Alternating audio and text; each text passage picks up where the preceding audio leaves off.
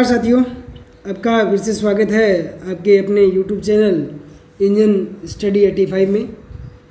तो अभी तक हमने एग्ज़ाम की तैयारी के लिए 120 प्रश्न डीजल सेकंड पार्ट के हल कर लिए हैं। अभी आपको पता है कि परीक्षा की डेट आ चुकी है, तो सभी लोग अपनी तैयारी में लग जाएं। आज हम ज़्यादा टाइम न लेते हुए अपने चलते हैं सबसे पहले प्रश्न पर। पहला प्रश्न है, टर्बो चार्जर कहाँ लगाया जाता है? Where is turbo charger mounted? तो अब हमें पता होता है कि टर्बो चार्जर कैसी डिवाइस है। टर्बो चार्जर का कार्य होता है कि एग्जॉस्ट गैसों को बाहर निकालना सिलेंडर से और शुद्ध गैसों को सिलेंडर के अंदर पहुंचाना। तो यहाँ दो चीज़ें आती हैं, एक तो आता है टर्बो चार्जर, दूसरा होता है सुपर चार्जर। दोनों में कन्फ्यूज़न रहता है साथियों, गलती नहीं करनी हमें किसी तरह की। टर्बो चार्जर हमेशा एग्जॉस्ट गैस से चलता है। किससे? एग्जॉस्ट गैस से। और सुपर चार्जर चलता है इंजन पावर से। इंजन पावर से चलाया जाता है। तो यहाँ इसने पूछा है कि टर्बो चार्जर कहाँ लगाया जाता है। ऑप्शन दिए हैं exhaust manifold, inlet manifold, air cleaner और सिलेंडर हेड। तो हमें पता है जब एग्जॉस्ट गैस से चलेगा तो इसे एग्जॉस्ट मैनिफोल्ड पर माउंट किया जाएगा। तो आंसर नंबर हमारा ए करेक्ट रहेगा। आगे चलते हैं नेक्स्ट प्रश्न पर। प्रश्न number 22, name the type of muffler. प्रश्न कई बार पूछ लिए जाते हैं कि मफलर के टाइप बताएं, ये कौन से प्रकार का मफलर है। मफलर को अपने साइलेंसर भी कह देते हैं। इसका मुख्य कार्य है आवाज़ों को, अंदर से निकलने वाले जो अंगारे होते हैं, छोटे छोटे चिंगारियाँ निकलती है, सेपरेटर जिनको कहते हैं, उनको कम करना और धुएं की मात्रा को कम करना। इसलिए हम साइलेंसर लगाते हैं। यहाँ साइलेंसर दर्शाया गया है, ये किस प्रकार का है। यहाँ देखो, ये एक इनलेट आ गया, यहाँ देखें ये एक इनलेट हो गया, ये हो गया एग्जॉस्ट। ये आ गया इंजन इनलेट मैनिफोल्ड की तरफ और ये आ गया टेल पाइप की तरफ। टेल पाइप की तरफ हम ज़्यादातर पढ़ते हैं reverse flow, straight through muffler और बैफल टाइप और इलेक्ट्रॉनिक मफलर, जो आजकल की वर्तमान गाड़ियों में लगाए जाते हैं। तो यहाँ इसका जो आंसर रहेगा ये रहेगा रिवर्स फ्लो, क्योंकि देखो यहाँ से जैसे गैस एंटर किया सीधा सामने टकराएगा, कहीं जाने का रास्ता नहीं मिला, वापस आएगा, वापस आके इस रास्ते से इसमें पैसेज में प्रवेश करेगा। यहाँ से गैसें सीधी जाएगी, टकराने से इसमें जो भी आवाज़ है ध्वनि कम हो जाएगी और वापस रिवर्स हो जाएगा और यहाँ से प्रवेश करेगा। इसी तरह यहाँ निकास नहीं है, यहाँ से इस तरह से निकास करेगा, इसलिए इस साइलेंसर को कहते हैं reverse flow. Answer number A हमारा सही रहेगा। प्रश्न नंबर 23 देखते हैं। यहाँ अब सभी मफलर की बात हो जाएगी जो अपने अभी तक पढ़े हैं। तो यहाँ पूछ रहा है मफलर का प्रकार। तो यहाँ क्या आएगा, रिवर्स फ्लो हमने पढ़ लिया, जो आगे जाके वापस हो फिर आगे जाके वापस हो, तो वो आएगा रिवर्स फ्लो में। तो यहाँ जो बात आ रही है ये किस प्रकार का है। रिवर्स फ्लो नहीं है, हम इसको क्रॉस कर देते हैं। इलेक्ट्रॉनिक भी नहीं है, बचे हमारे पास दो में से हमने इसको निकालना है। कौन सा? ये स्ट्रेट थ्रो मफलर है। इसमें क्या होता है साथियों कि एक ये सीधी पाइप दे रखी है। क्या ये सीधी एक पाइप दे रखी है? इस पाइप में छोटे छोटे छेद हैं और यहाँ ये जो जाली दे रखी है इसके बीच में छेद होते हैं। तो आवाज़ क्या होती है, यहाँ इस तरह से फट जाती है, अलग अलग हो जाती है और बाहर जब निकास होता है तो आवाज़ कम होती है और चिंगारियाँ भी कम होती है। तो हमारा आंसर नंबर बी सही रहेगा। आगे चलते हैं प्रश्न नंबर 124 पर। 124 कह रहे हैं कि निम्न प्रकार के मफलर का प्रकार हमें बताना है। तो अभी तक हम जो पढ़ के गए हैं, रिवर्स फ्लो हमने पढ़ लिया साथियों, ये नहीं है। स्ट्रेट थ्रो मफलर ये भी नहीं है, इलेक्ट्रॉनिक मफलर भी नहीं है। तो सीधा सीधा हमारे पास आंसर आ जाएगा बेफल टाइप। बेफल को अपने क्या कहते हैं? प्लेट। क्या कहते हैं? Plate type. यहाँ आप देखोगे कि यहाँ कुछ दूरी पर इस तरह से प्लेट लगा दी, एक ये प्लेट लगा दी, एक ये प्लेट लगा दी, इस तरह से ये प्लेटें लगा दी गई। तो यहाँ से क्या होगा, जैसी ध्वनि आएगी इससे टकराएगी, नीचे आएगी, रिवर्स नहीं होगी, आगे ही चलेगी, इस तरह से वापस निकास की ओर चल पड़ेगी। तो आपने ध्यान रखना है 3 प्रकार के हमारे पास मफलर हैं। रिवर्स फ्लो जिसमें चला वापस हुआ, फिर चला फिर वापस हुआ, रिवर्स फ्लो। स्ट्रेट थ्रो जिसमें एक पाइप लगाया गया, जिसमें होल किए गए, साइड में प्लेटें लगा करके जाली दे दी, ये हो गया हमारा स्ट्रेट थ्रो। और बेफल टाइप जिसमें इस तरह से प्लेटें लगा दी गई है, इस तरह से प्लेटें लगा दी गई है, वो हमारा हो गया baffle type. Answer number C हमारा यहाँ सही रहेगा प्रश्न नंबर 124 का। प्रश्न नंबर देखते हैं 125। यहाँ पूछ रहा है एक्स बाग का नाम, तो यहाँ क्या दर्शाया गया है? अपने इसको एक टरबाइन बोल सकते हैं, एक क्या बोल सकते हैं, सुपर चार्जर, ये देखो या टर्बो चार्जर बोल सकते हैं इसको। तो यहाँ एक्स बाग का नाम पूछा है। एक्स बाग कौन सा है? यहाँ दिया है इसने, क्या दिया है? यहाँ पर दिया है एक्स बाग। तो इस बाग का नाम बताना है, क्या है? ये देखो टरबाइन यूनिट सबसे पहले, फिर है कंप्रेशर यूनिट, फिर है एग्जॉस्ट यूनिट और फिर है चार्जर यूनिट। तो यहाँ हमारा एक्स रहेगा turbine unit. Answer number A सही रहेगा 25 नंबर का। प्रश्न नंबर 26 पे चलते हैं। अब हमें इस पूरे के सभी भाग हमें मिल जाएंगे। यहाँ फिर एक्स भाग का नाम पूछा है, तो इसका क्या आएगा? टरबाइन यूनिट हमने किसको माना? इसको। तो अब एक्स पूछा इस अंदर वाले का, तो ये आ गया कंप्रेशर यूनिट। क्या आ गया? Compressor unit. ये आ गया एग्जॉस्ट यूनिट, ये आ गया टरबाइन यूनिट। तो हमारा आंसर नंबर बी करेक्ट रहेगा। प्रश्न नंबर चलते हैं 127 पर। आमतौर पर इनलेट मैनिफोल्ड के निर्माण में उपयोग की जाने वाली सामग्री क्या है? हम इनलेट मैनिफोल्ड बनाते हैं, मैनिफोल्ड और इनलेट वाल्व और इनलेट पाइप जिसे कहते हैं, या इनलेट के लिए एयर क्लीनर यूज़ किया जाता है, उसमें किस प्रकार की धातु का इस्तेमाल किया जाता है? तो प्लास्टिक नहीं कर सकते, इस्पात भी नहीं होता, तांबा भी नहीं होता, तो एल्यूमिनियम की मिश्रित धातु आपको दिया गया है, ये होगा या दे देता है यहाँ कास्ट आयरन। क्या साथियों? Cast iron. तो हमारा आंसर नंबर क्या है? ए सही रहेगा। तो आपसे फिर मेरी एक रिक्वेस्ट है साथियों कि अगर आपने हमारे चैनल को सब्सक्राइब नहीं किया है तो सब्सक्राइब कर लें और साथ में बेल आइकन को जरूर दबा दें, ताकि जैसे ही नया कोई वीडियो अपलोड किया जाए तो सबसे पहले नोटिफिकेशन आपको मिल जाए। अभी चलते हैं प्रश्न नंबर 128 पर। एग्जॉस्ट मैनिफोल्ड के निर्माण के लिए किस सामग्री का प्रयोग किया जाता है? एग्जॉस्ट के लिए हम अब यहाँ देखेंगे, इस्पात नहीं करते हैं, नहीं तांबा करते हैं, क्योंकि इनका गलना कम होता है। एल्यूमिनियम हम इनलेट के लिए कर सकते हैं, एग्जॉस्ट के लिए नहीं। एग्जॉस्ट के लिए कास्ट आयरन ही अच्छा होता है। क्या होता है? Cast iron. आंसर नंबर हमारा ए सही रहेगा। प्रश्न नंबर चलते हैं 129 पर। टर्बो चार्जर की ड्राइव का नाम बताएं। अभी हम पढ़ के गए टर्बो चार्जर और सुपर चार्जर। तो हमने कहा था टर्बो चार्जर इंजन की एग्जॉस्ट गैस से चलते हैं और सुपर चार्जर इंजन से ड्राइव होते हैं। तो हमारा यहाँ आंसर क्या रहना चाहिए?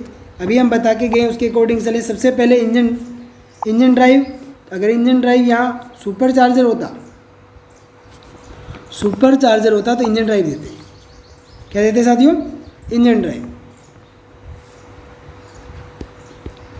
थोड़ा सा मिस्टेक हो गया, यहाँ चलते हैं। यहाँ देखें, अगर हमारे पास सुपर चार्जर होता, क्या सुपर चार्जर, तो हम इंजन ड्राइव देते। अब हमारे पास इलेक्ट्रिक मोटर से ड्राइव नहीं दिया जाता, संपीड़ित हवा से भी नहीं चलाते, तो हमने कहा था हम टर्बो चार्जर को किससे चलाते हैं? एग्जॉस्ट गैस से चलाते हैं और एग्जॉस्ट मैनिफोल्ड पर इसको लगाया जाता है। तो प्रश्न नंबर 29 का सी सही रहेगा। प्रश्न नंबर 130। शुष्क प्रकार के एयर क्लीनर में किस प्रकार के फिल्टर तत्व का प्रयोग किया जाता है? अब हम जब एयर क्लीनर की चर्चा करते हैं तो हमारे पास शुष्क, ड्राई, ऑयल बाथ, पेपर, इस तरह से हम बहुत प्रकार के एयर क्लीनर पढ़ते हैं। तो यहाँ इसने ड्राई एयर क्लीनर के बारे में पूछा है। इसमें जो एलिमेंट लगाया जाता है वो किसका लगाया जाता है? तो हम ड्राई में क्या लगाते हैं? कागज़ का तत्व जो होता है वो लगाया जाता है। क्लॉथ वाले जिसमें हम इसको भिगो करके लगाते हैं, वहाँ आ गया wire mesh. Oil bath type में लगाया जाता है, छलनी भी ऑयल बाथ टाइप में लगाया जाता है। तो आंसर नंबर ए हमारा सही रहेगा। प्रश्न number 131। Turbo charger compressor housing outlet कहाँ से जुड़ा है? टर्बो चार्जर का जो हाउसिंग का आउटलेट है वो कहाँ से जुड़ा हुआ है, हमें ये बताना है। तो इसका देखने हैं, आउटलेट टर्बो चार्जर का कहाँ जुड़ा होगा कि जब इनलेट वाला भाग एग्जॉस्ट गैस से चलता है तो आउटलेट वाला किससे जुड़ेगा? इनलेट मैनिफोल्ड से जुड़ा होगा। क्योंकि जो इनलेट भाग जो टर्बो चार्जर, इस तरह से हम एक डिवाइस बना लें, ये एक डिवाइस बना ली साथियों, इसमें इस तरह से टर्बाइन बना दी, ठीक है। एक ये भाग हो गया, एक ये भाग हो गया। ये भाग एग्जॉस्ट गैस जब धक्का लगेगा एग्जॉस्ट का तो ये घूमेगा, इसके साथ लगी ये शाफ्ट घूमेंगे तो इसके साथ लगा हुआ पक्का ये भी घूमेगा। तो इसका जो निकास वाला भाग होता है वो जुड़ा होता है हमारे इनलेट से। तो आंसर नंबर बी हमारा सही रहेगा। नेक्स्ट प्रश्न देखते हैं अपने 132 इंजन बैकफायर के दौरान जो लो बंदी के रूप में कार्य करता है। इंग्लिश में देखते हैं, during engine backfire which act as the flame arrester. Flame arrester क्या होते हैं साथियों? फ्लेम अरेस्टर जब इंजन, आपने देखा होगा जब बहुत ज़्यादा गर्म हो जाता है, ट्रैक्टर वगैरह चलते हैं उनमें देखा होगा तो आग के छोटे छोटे कण जलते हुए से बाहर आने लगते हैं, उन्हें अपने बोलते हैं फ्लेम अरेस्टर। तो प्लीज़ क्लास को कहीं स्किप मत करें, कोई स्किप करने से हो सकता है कोई इंपॉर्टेंट प्रश्न हो परीक्षा में आने वाला वो आपसे छूट जाए। तो यहाँ इसका आंसर क्या आएगा कि दौरान जो लो बंदी के रूप में कार्य करता है वो क्या आएगा? Air filter. फ्यूल फिल्टर नहीं काम आ सकता, नहीं तेल, नहीं मफलर। इसका आंसर क्या आएगा? During engine backfire which act as the flame arrester. Engine backfire के दौरान जो लो बंदी के रूप में कार्य करता है, सॉरी इसमें एयर फिल्टर नहीं आएगा साथियों, अभी हम पढ़ के गए हैं। इसका आंसर आएगा डी नंबर, मफलर। मफलर क्या है? अरेस्टर को क्या करता है? कम करता है। क्या करता है? कम करता है, और आवाज़ को भी कम करता है। क्या करता है? आवाज़ को भी कम करता है। कौन? मफलर। चलते हैं नेक्स्ट प्रश्न 133 पर। किस प्रकार का मफलर साइलेंसर में निकास प्रवाह को प्रतिबंधित किए बिना विरोधी शोर पैदा करता है? अब इसमें हमने पढ़ना है कौन सा मफलर है जो बिना आवाज़ को प्रतिबंधित किए अपना कार्य करता है। तो यहाँ इसका क्या आएगा? यहाँ आएगा साथियों इसका इलेक्ट्रॉनिक प्रकार का मफलर। प्रश्न नंबर 134, किस प्रकार के मफलर में सेंसर, माइक्रोफोन और स्पीकर लगे होते हैं? तो इसका आंसर बफर टाइप में नहीं होते, नहीं रिवर्स टाइप में होते, तो इसका आंसर कुछ अलग आएगा साथियों। तो वो अभी हम देख लेते हैं। इसका आंसर आएगा इलेक्ट्रॉनिक टाइप का जो मफलर होते हैं उसमें स्पीकर वगैरह की व्यवस्था, सेंसर वगैरह की व्यवस्था इलेक्ट्रॉनिक मफलर में की जाती है। ये संपूर्णतः अपने आप ही कंट्रोल करता है। जो भी प्रदूषक निकलते हैं, जो भी अरेस्टर निकलते हैं, धुआं निकलता है, सबको स्वतः ही कंट्रोल करता है, इसलिए इसमें इलेक्ट्रॉनिक मफलर कहा जाता है। आंसर नंबर सी करेक्ट है। प्रश्न नंबर 135, निकास प्रणाली में मफलर का उद्देश्य क्या है? तो यहाँ हमने पढ़ना है हीट को कम करना। हीट को हम कम नहीं कर सकते क्योंकि इसका कोई काम नहीं होता। रिड्यूस कंपन को कम करना नहीं होता, गैसों को फिल्टर नहीं किया जाता, बल्कि शोर को अपने कम करते हैं। और अरेस्टर जिन्हें बोलते हैं, अरेस्टर या चिंगारी जिसे बोला जाता है, उनको कम करने का काम हमारे मफलर का होता है। तो आंसर नंबर बी हमारा सही रहेगा। प्रश्न नंबर 136, इम्पेलर टाइप एग्जॉस्टर की ड्राइव का नाम बताएं। इसका आएगा सीधा सा आंसर हमारे पास, न तो इलेक्ट्रॉनिक मोटर ड्राइव होता है, न एग्जॉस्ट गैस से होता है, न संपीड़ित आवाज़ से। तो एक्सिलरी ड्राइव शाफ्ट से इसको चलाया जाता है। एक्सिलरी क्या होती है? एक्सिलरी को बोला जाता है सहायक, मतलब कि एक अन्य किसी सहायक रोड की सहायता से इसको शाफ्ट की सहायता से चलाया जाता है। प्रश्न नंबर 137 अभी अपने देखते हैं। प्रश्न नंबर 137,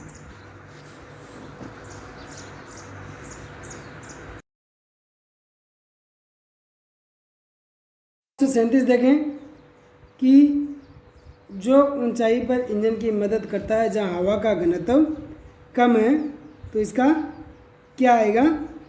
अभी हम देखेंगे। इसका आएगा टर्बो चार्जर।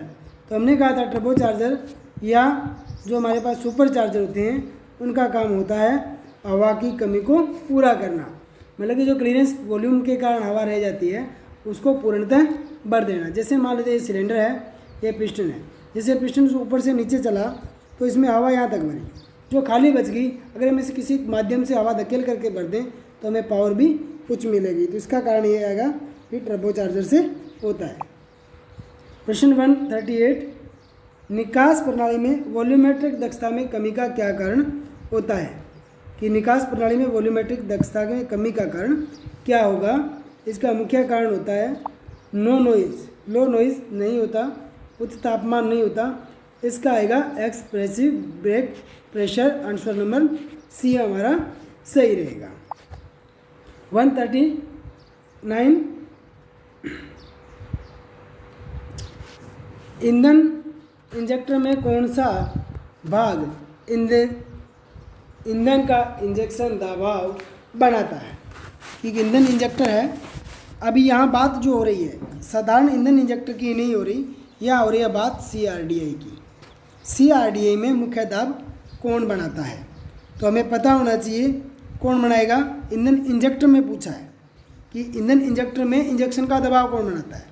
अगर कॉमन रेल नहीं आएगा इसमें साथियों, इसमें आएगा सोलेनाइड। सोलेनाइड अपना दबाव बना करके इसमें इंजेक्शन करता है। प्रश्न 140, CRDA इंजेक्टर दबाव नियंत्रण वाल्व कैसे संचालित होता है? तो ये कैसे होगा, कैसे संचालित होगा साथियों? ये इलेक्ट्रॉनिकली होता है, मैकेनिकली नहीं कर सकते हम। ये क्या होगा? इलेक्ट्रॉनिकली होता है, नहीं मैनुअल होता है, नहीं हाइड्रोलिक होता है, नहीं मैकेनिकली, इलेक्ट्रिकली ये ऑपरेट होता है जो CRDA सिस्टम होता है। AC वाल्व संचालित करने के लिए कौन सी इलेक्ट्रॉनिक इकाई संकेत देती है? AC को IAC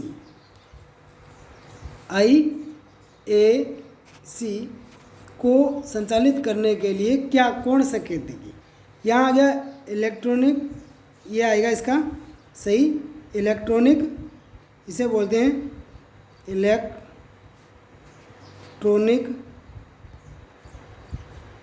control module. Electronic control module के द्वारा पूर्णतः जो CRDA गाड़ी होती है उसमें पूरा कंट्रोल ECM का रहता है। प्रश्न नंबर 142, CRDI ईंधन प्रणाली में प्रेशर डिस्चार्ज वाल्व कहाँ लगाया जाता है? प्रेशर डिस्चार्ज वाल्व हमने CRDA देखा है, इस तरह से एक प्रणाली होती है, यहाँ से इनको नोजल लगा दिया जाता है, यहाँ बीच में इन सभी पर सोलेनाइड लगा दिया जाता है, तो यहाँ एक डिस्चार्ज लगा दिया जाता है। तो यहाँ ये क्या है? ये हमारी क्या है? कॉमन रेल है। ईंधन पंप पे नहीं लगाया जाता, नहीं इंजेक्टर पे होता है, नहीं फ्यूल फिल्टर में होता, तो सही आएगा कॉमन रेल पर। और ये ध्यान रखना साथियों, इसमें से कोई ना कोई प्रश्न अवश्य पूछा जाएगा क्योंकि नई प्रणाली है। HEUI में कितने दहन कक्ष होते हैं? हाइड्रोलिक इलेक्ट्रॉनिक कंट्रोल यूनिट में कितने दहन कक्ष होते हैं? तो ये प्रश्न कई बार पूछ लिया गया है, इसमें 2 दहन कक्ष होते हैं। प्रश्न 144, जो CRDA इंजन में डीजल दबाव विकसित कर रहा है उसे क्या कहते हैं? CRDA में इंजन, अब हमें पता होता है हर जगह जो दबाव बनाया जाता है ECM क्या करता है? कंट्रोल करता है। क्या करता है? कंट्रोल करता है। इंजेक्शन स्प्रे किया जाता है, फ्यूल टैंक भराव के लिए होता है या स्टोरेज के लिए, ये बनाएगा उच्च प्रेशर। आंसर नंबर डी सही रहेगा। प्रश्न नंबर 145, CRDA में इंजन में उच्च प्रेशर डीजल पंप द्वारा कितना अधिकतम दबाव विकसित किया जाता है? तो यहाँ इसका आएगा, क्योंकि हमें पता है जो CRDA गाड़ी होती है उच्च दबाव पर काम करती है। जो हमारी सामान्य गाड़ी होती है उसमें 500 से 620 किलोग्राम सेंटीमीटर स्क्वायर का इस्तेमाल किया जाता है, परंतु CRDA में 2000 kg का जो दबाव होता है वो विकसित हमेशा किया जाता है। प्रश्न नंबर 146, डीजल इंजन में सभी इंजेक्टरों के लिए निर्मित और समान वितरण में कौन सा पंप सुनिश्चित करता है? कि डीजल इंजन में सभी जो इंजेक्टर होते हैं उनमें एक समान वितरण के लिए कौन सा पंप हमें काम में लेना होता है। तो हमने जब पंप पढ़े इनलाइन वाला जो भी है, रोटरी है, सर्वो है, वैक्यूम है, जर्क है, तो इसमें हमारे पास रोटरी था जो सभी में समान टाइमिंग पर घूम घूम कर जिस प्रकार हमारा जो डिस्ट्रीब्यूटर काम करता है, क्या डिस्ट्रीब्यूटर काम करता है, उसी तर्ज पर हमारा रोटरी पंप काम करता है। प्रश्न नंबर 147, गवर्नर का नाम क्या है जिसमें काउंट वेटिंग फ्लोटिंग लीवर से जुड़ा कंट्रोल रैक होता है। तो इसका हमें सीधा पता होना चाहिए कि जिसमें वेट जुड़ा हो वो कौन सा होगा साथियों। वेट लगे हैं तो मैकेनिकल गवर्नर होगा, हमारे पास ए आ जाएगा। हवा का पूछा जाए तो प्यूमेटिक, द्रव का पूछा जाए तो हाइड्रोलिक, अगर वैक्यूम का पूछा जाए तो सर्वो गवर्नर। प्रश्न नंबर 148, कौन सा ईंधन C10 नंबर से संबंधित है। इस प्रश्न को मैं थोड़ा सा आपको अच्छे से करवा देता हूँ। पीछे भी मैंने जब थ्योरी क्लासें करवाई थी उसमें बढ़िया करवाया हुआ है, फिर भी आप भूलो नहीं कि परीक्षा में C10 और ऑक्टेन क्या पूछता है। एक C10 नंबर पूछता है, एक पूछता है ऑक्टेन नंबर। तो यहाँ आपने अक्षर याद रखने, C10 कहाँ से शुरू होता है, सी के आगे वाला अक्षर लिख लो D। ओ कहाँ से शुरू होता है ऑक्टेन, ओ से, ओ के बाद में JKLMNO B। अब आपको सीधा सा मिल जाएगा किसके लिए कौन सा इस्तेमाल किया जाता है। C ट्रिक कोई नहीं बताएगा। C से C10, D से डीजल के लिए, O से ऑक्टेन, P से पेट्रोल के लिए। अब पूछो इसने क्या बताया, C10, C के बाद में आया D फॉर डीजल। आपका बिल्कुल पैक्ट आंसर है, कोई गलत नहीं करेगा और कहीं गलती भी नहीं होगी। तो ये इतना सा फार्मूला CDOP इतना याद रखना, C for C10, D for diesel के लिए, O से ऑक्टेन, P से पेट्रोल। प्रश्न नंबर 149, डीजल ईंधन कहाँ से प्राप्त किया जाता है। डीजल ईंधन हम कहाँ से प्राप्त करते हैं, सीधी सी बात है, यहाँ हम कहाँ से प्राप्त करेंगे, क्रूड ऑयल से, कच्चे तेलों से। प्रश्न नंबर आज का लास्ट प्रश्न है, ईंधन फिल्टर और इंजेक्टर के बीच में कौन सी ईंधन पाइपलाइन प्रदान की जाती है। हम एक डायग्राम बनाते हैं ईंधन सप्लाई का, उसके अकॉर्डिंग हम यहाँ कौन सी लाइन लगाएंगे। ईंधन फिल्टर और इंजेक्टर के बीच में कौन सी ईंधन पाइप दी जाती है। तो अब हमें पता है कि ये आ गया हमारा फिल्टर, फिल्टर से पाइप गई पंप को, कहाँ गई, पंप को, पंप से गई नोजल को, नोजल से एक पाइप आई फिल्टर को। तो अब हमें पता होना चाहिए नोजल से कौन सी पाइप आ रही है। सक्शन पाइप तो टैंकी से आती है, ये कौन सी आएगी, टैंकी से आती है। प्रेशर पाइप कहाँ से जाती है, इससे ये वाली प्रेशर पाइप होगी। वैक्यूम पाइप नहीं, ओवरफ्लो पाइप। इसका हमारा सही आंसर क्या रहेगा दोस्तों, overflow pipe, D number answer. तो धन्यवाद साथियों, आपने क्लास को पूरा देखा, लाइक करें, शेयर करें, सब्सक्राइब करें और आप सभी का धन्यवाद। जय हिंद, जय भारत। आज 15 अगस्त की हमारे इंडिपेंडेंस डे की सबको हार्दिक धन्यवाद।